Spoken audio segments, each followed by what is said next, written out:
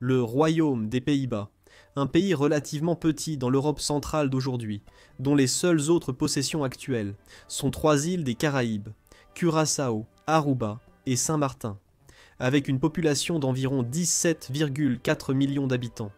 Les possessions d'outre-mer néerlandaises étaient autrefois bien plus étendues, et ont joué un rôle clé parmi les grandes puissances coloniales européennes.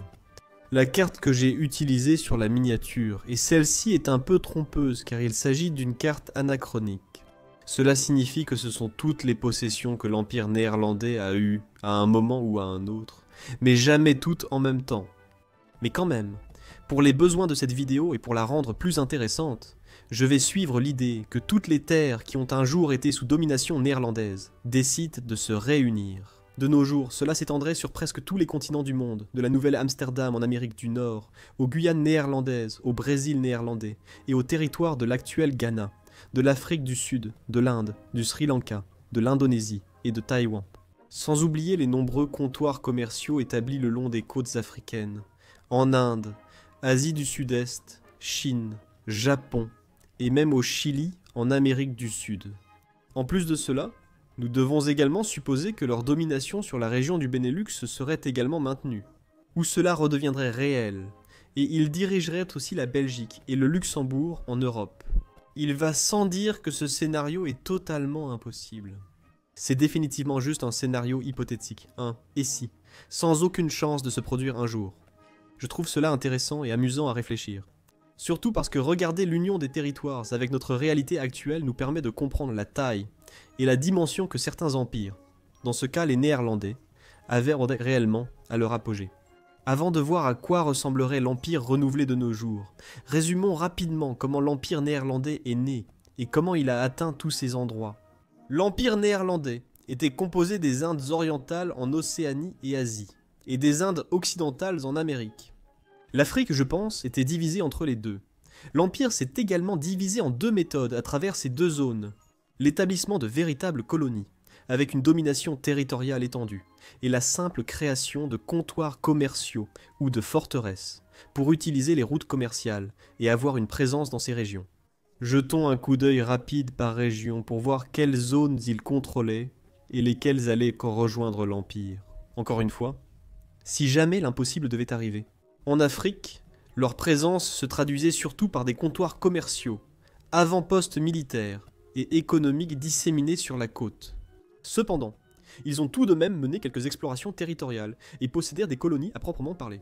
En Afrique du Sud, ils ont brièvement contrôlé le cap de Bonne-Espérance et ses environs avant de les céder aux Britanniques. En Afrique de l'Ouest, ils détenaient la côte de l'or néerlandaise au Ghana, une partie de l'Angola, le Sénégal et l'île d'Arguin au large de la Mauritanie. En Afrique de l'Est, ils contrôlaient l'île Maurice, près de Madagascar. En Asie, leur influence était immense. Bien qu'elle s'exprimait surtout par des comptoirs commerciaux, ils possédaient aussi de vastes terres. Les exemples les plus évidents sont l'Indonésie, Ceylan, Taïwan, et aussi de vraies colonies en Inde. Le Coromandel et sa côte formaient la principale colonie néerlandaise du continent. Elle s'est développée depuis le fort de Pulika, pris aux Portugais en 1609. En fait, dans la plupart, sinon tous les cas, de nombreuses colonies néerlandaises à travers l'Amérique, l'Afrique ou l'Asie ont été capturées et prises aux Portugais. Quand l'Espagne contrôlait brièvement le Portugal, les Néerlandais étaient en guerre contre elle. Comme les Espagnols privilégiaient leur empire à celui des Portugais, ils ont laissé les colonies portugaises presque sans défense, permettant ainsi aux Néerlandais de les conquérir. Leur empire asiatique comprenait surtout des comptoirs commerciaux en Irak, Iran, Pakistan, Yémen, Bangladesh, Oman, Birmanie, Thaïlande, Malaisie, Cambodge, Vietnam, Chine et Madagascar. Je ne vois pas comment ces endroits pourraient aujourd'hui rejoindre un empire néerlandais moderne, leur présence y étant surtout limitée à quelques bâtiments. Peut-être que la ville où ils étaient pourrait rejoindre, donnant à l'empire un réseau mondial de petites cités-États. En Amérique, ils avaient aussi des possessions importantes. La Nouvelle-Néerlande comprenait des parties des régions actuelles des États-Unis comme Albany et l'État de New York, ainsi que la ville de New York elle-même, qui s'appelait alors Nouvelle-Amsterdam, sur l'île de Manhattan.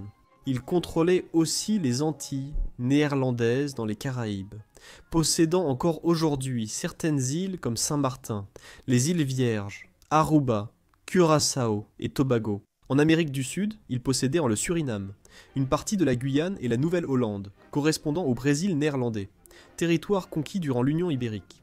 C'est intéressant parce que cette conquête faisait partie d'un plan que les Néerlandais appelaient le Grand Dessein, dans lequel ils visaient à capturer des lieux stratégiques aux Portugais et aux Espagnols, afin de contrôler les principaux commerces, marchandises et routes, comme le sucre par exemple, éliminant ainsi les profits espagnols et les empêchant d'avoir de l'argent pour continuer la guerre contre eux.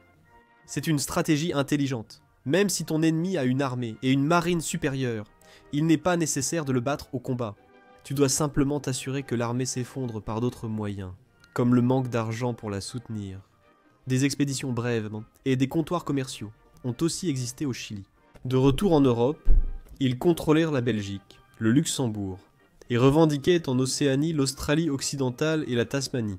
Bien qu'aucune véritable tentative de colonisation n'ait jamais été faite, de nombreux endroits le long de la côte australienne portent des noms néerlandais, et la Tasmanie s'appelait autrefois la terre de Van Diemen. Donc, si ce scénario impossible devait se produire, il est difficile de dire comment toutes ces régions pourraient maintenant faire partie du même empire. Les pays qu'ils ont dirigés, comme le Sri Lanka, Taïwan, l'Indonésie, le Luxembourg, la Belgique et toutes les îles caribéennes et autres, pourraient en faire partie. Qu'en est-il de leurs possessions partielles?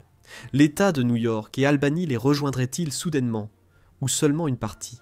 Et qu'en serait-il des autres possessions partielles? Au Brésil, Afrique du Sud, Inde, Angola, Ghana et Sénégal, ces régions quitteraient-elles leur pays pour rejoindre les Néerlandais? Le scénario lui-même est déjà totalement impossible, mais sa logistique le rend encore plus fou et irréalisable. Sans parler des tonnes de comptoirs commerciaux qu'ils possédaient. Je pense qu'il faudrait simplement les ignorer. Sinon, il y aurait juste de petits quartiers dans chaque pays qui appartiendraient aléatoirement aux Néerlandais, comme cette étrange enclave belge qui existe réellement aux Pays-Bas.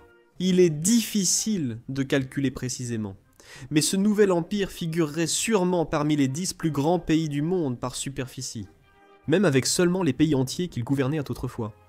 L'Indonésie, à elle seule, est déjà à la 14e place, donc ce ne serait pas difficile. Il deviendrait également le seul pays ou union au monde à posséder des territoires, et une présence sur 4 voire 5 continents. Mais à cause de cela, sa culture serait également incroyablement différente selon les régions.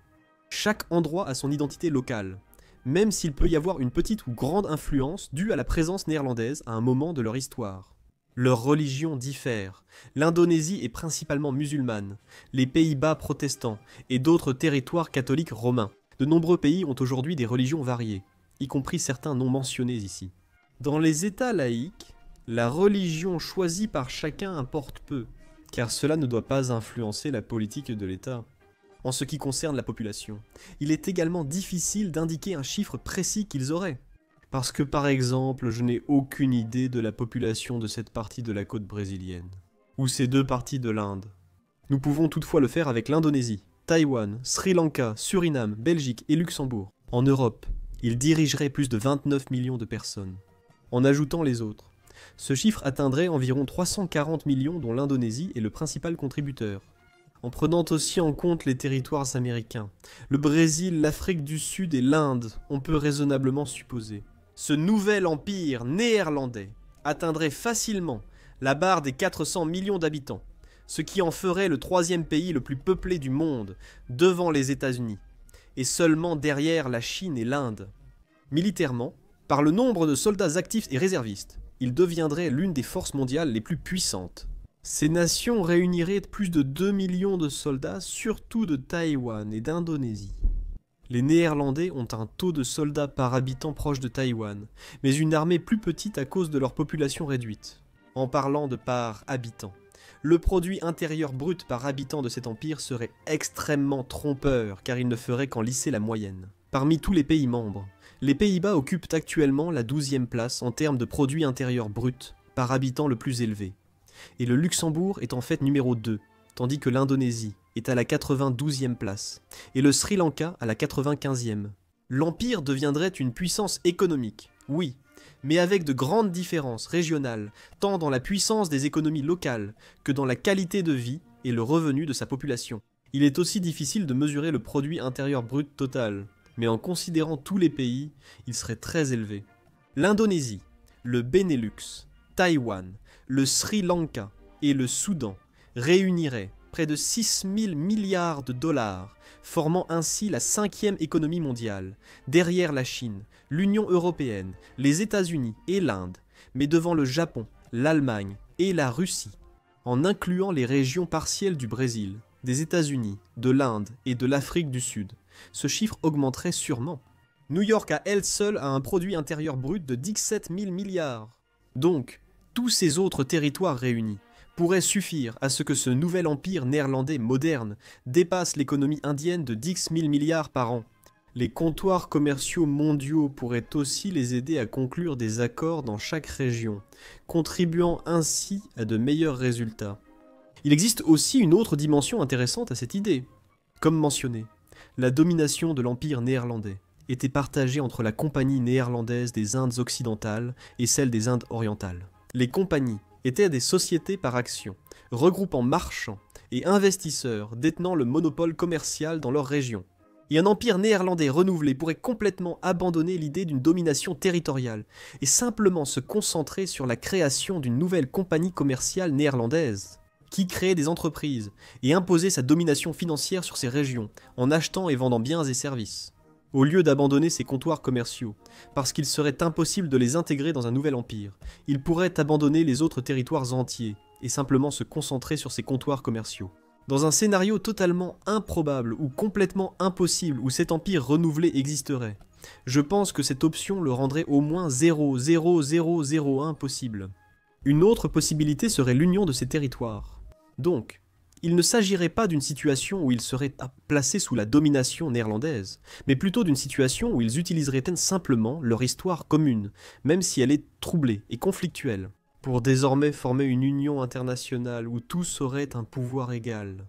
À l'origine, la République néerlandaise était une fédération de 17 provinces, les États impériaux des Pays-Bas des Habsbourg, ayant fait sécession de l'Espagne en 1582. Peut-être pourrions-nous créer une nouvelle fédération d'environ 100 provinces, malgré leur culture néerlandaise commune et leur volonté d'indépendance face aux Espagnols. Cette identité et cet objectif commun n'existent pas dans les territoires ou l'époque actuelle. Donc, c'était un bref aperçu des territoires et des régions que l'empire néerlandais a contrôlées tout au long de son existence grâce à son empire, tant en Europe qu'à travers le monde. Et à quoi cela ressemblerait-il aujourd'hui si toutes ces régions dispersées à travers le monde décidèrent soudainement de s'unir à nouveau sous la domination des Néerlandais, sous une autorité commune ou sous une autre forme de partenariat? Comment? Cela inclurait des territoires sur presque tous les continents, prenant le rôle de l'une des entités les plus puissantes du monde. Selon leur union, le drapeau changeait, parfois celui des Pays-Bas comme dans leur ancien empire. Un drapeau pour une nouvelle compagnie commerciale inspirée des compagnies coloniales, ou un tout nouveau drapeau représentant chaque pays membre d'une nouvelle union dans laquelle ils étaient tous égaux. Merci beaucoup d'avoir regardé cette vidéo. Si elle vous a plu, abonnez-vous pour ne pas manquer les prochaines. Je réalise surtout des vidéos sur l'histoire ou l'actualité, mais j'apprécie aussi les scénarios hypothétiques. Donc si vous avez des suggestions pour d'autres sujets, faites-le moi savoir dans les commentaires ci-dessous. Ce sujet lui-même était une suggestion de quelqu'un, donc il se peut que je fasse aussi le vôtre. Quoi qu'il en soit, je vous retrouve la prochaine fois pour plus de culture générale.